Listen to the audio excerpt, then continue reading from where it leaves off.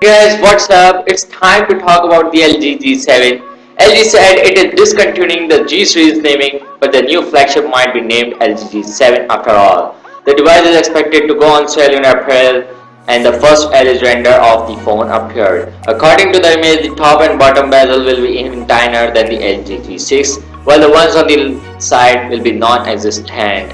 The render reveals to be front will have massive screen to body ratio higher than the LG G6. The screen will be a full vision 18 by 9 display and will have two selfie cameras above. They are seen on the left side of the earpiece, while on the right are placed the proximity sensor and LED indicator. Two buttons are visible on the left side, which will be the volume rocker, while the power button will most likely to stay on the back.